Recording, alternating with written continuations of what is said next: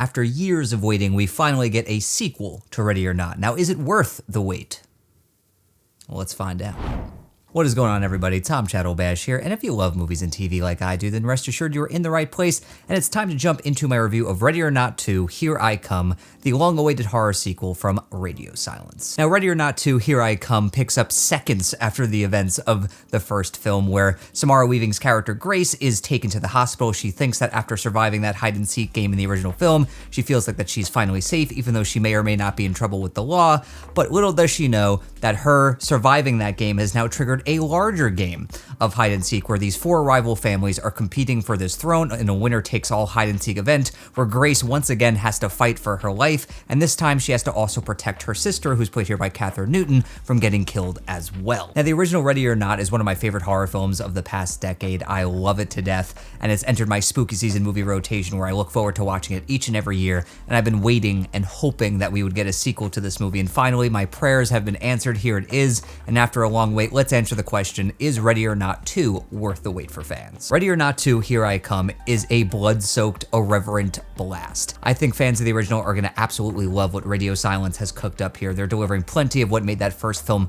such a pleasure to watch, and they're not only doubling down on all those things that made it so great, but they're also adding some new wrinkles. They're expanding the lore and mythology, they're adding some new characters, and they're really kind of going for broke here, and I love it. Now, first and foremost, Samara Weaving crushes it here, as she did in the original film. I loved her performance in that first movie, and I think she's even better here. She just is so emotionally magnetic, and she definitely has one of the most iconic modern-day screams. It's genuinely singular, and it is seared into my mind. Every time I hear it, it makes my my skin crawl in the best way possible, because it's just, I've never heard anything like it. It's so visceral. And I think the addition of Kathryn Newton as her sister, I think adds a great new wrinkle to the story here, because you're following them throughout the course of the story. It's not just Grace anymore. You're watching both of these girls try to survive as they're trying to mend their sibling relationship that has been really kind of strained and estranged for years. So watching them try to heal the trauma of the past while dealing with the trauma of the present is really great to watch, and the two of them are so good, and they're really bringing out the best in one another, and they're clearly having a blast here. And we have amazing new additions to the cast here. I mean, we have Sarah Michelle Gellar, Sean Hattasey,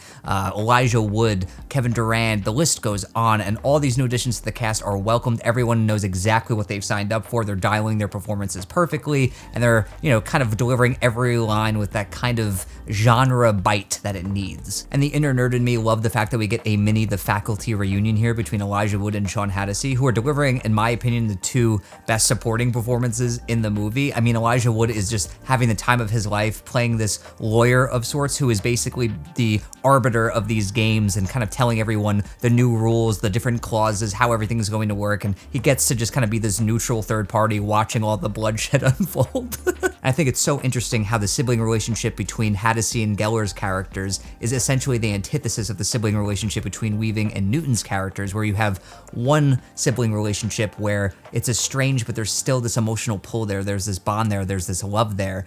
And then on the other end of the spectrum, their relationship, their sibling relationship is so toxic, and you can tell these two clash with one another, even though they've known each other their whole lives, and they're just so innately different, and you don't even know if there's love there. It just feels very cold. So it was very interesting to see the dichotomy of that. And as for the film itself, I think Radio Silence has cooked up some really fun set pieces, some great kills, gruesome, visceral gore. Their playful direction is always a highlight, and I think that they're even more confident, more assured this time around, and I love the production design and the cinematography, but you could tell that they really wanted to double down on what made that original such a fun movie to watch, and definitely add some new fun wrinkles to it, and deliver a few more surprises this time around, and I think they do that. And you could tell Radio Silence is having the time of their lives being back in this world with these characters, telling the story, doing what they do best. I mean, they're amazing at towing the line between horror and comedy, of not shortchanging dramatic moments and relationships, but also delivering that kind of dry, sardonic wit that really gives these movies the edge that they need in order to not,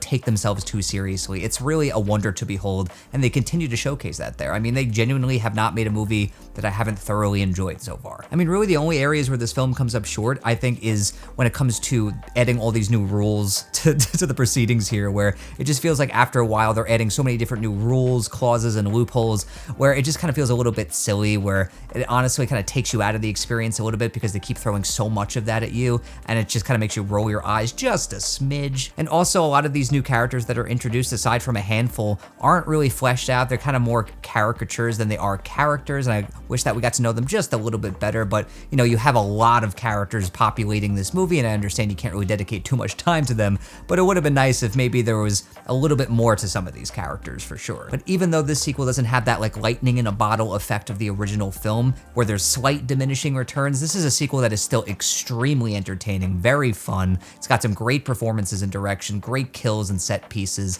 and I think there are enough genuine surprises and thrills, especially in the last act of this movie, that I definitely feel makes this sequel worthwhile and doesn't make it feel like this like repetitive, why are we making this kind of situation. So in the end, I'm gonna give Ready or Not 2, Here I Come 4 out of 5 stars. As a huge fan of the original movie, I was more than satisfied here. While it may not reach the dizzying heights of the original, it may not feel as fresh as the original, I still had a great time with the sequel. And even though it's a case of slight diminishing returns, I still think this is a great sequel that I will happily add to my spooky season rotation. I'm a very happy fan right now, and I'm very curious to see what other fans of the original think of this one when it hits theaters this weekend. So if you do check it out, let me know in the comments below. Did you love it? Did you hate it? Do you think it's just okay? Let me know down below. And until next time, everybody, I'm Tom Chattelbash, YouTube's most reliable movie critic.